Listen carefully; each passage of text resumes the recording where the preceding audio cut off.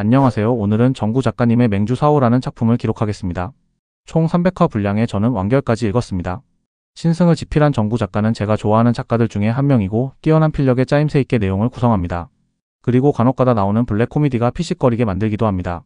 이 소설은 주인공 서진우가 무료 분량 이후에 본격적으로 활동하고 그 전에는 주인공의 아버지 서헌태가 무린 맹주의 죽음을 조사하는 과정을 다룹니다. 오래전에 읽은 소설이어서 기록하려고 하다 보니 이점을 생각하지 못했네요. 초반 주인공이 아버지 서헌태가 맹주의 죽음을 파헤쳐가는 수사 내용은 흥미진진하고 무협 배경의 권력 투쟁과 액션이 정교하게 맞물려서 재미있게 읽었습니다. 서헌태는 수사를 진행하면서도 아들 진우에게 모든 것을 털어놓고 함께 의논하며 사건을 풀어갑니다. 이후 이야기는 자연스럽게 주인공인 진우가 중심이 되어 이끌어 나갑니다. 무료 분량 내에서 간단한 핵심 줄거리만 소개하겠습니다. 무린맹 창설 이후 집값 급등과 계층 격차가 커진 시대입니다.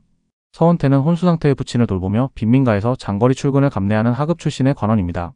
그러나 맹주의 신복이었던 아버지 덕에 총애를 받으며 그 덕에 감찰원 조사부장까지 올라섭니다. 그는 빈민가에서 장거리 출근을 하다 동문시장 앞에서 집행부 무사들이 아이 둘에게 상호 폭행을 강요하는 장면을 목격합니다. 집행부장 우경훈의 묵인 속에 벌어진 만행을 제지하며 권위와 기세로 현장을 장악합니다.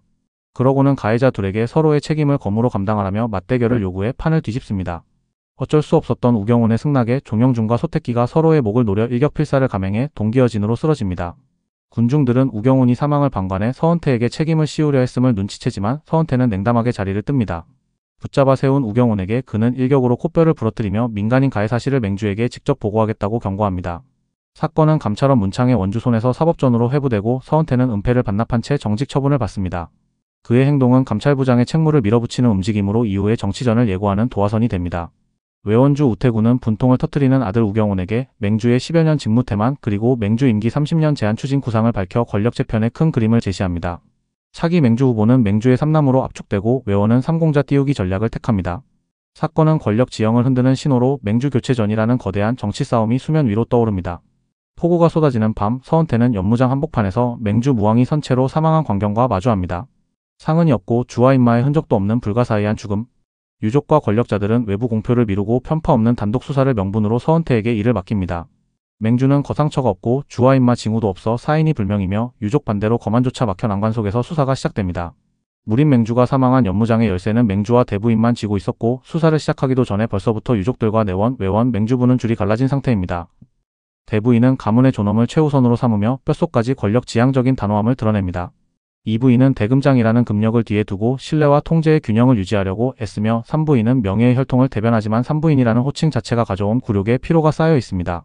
외원주 우태구는 현실주의자로 수사 실패를 기다리며 희생양을 소모품처럼 쓰려 합니다.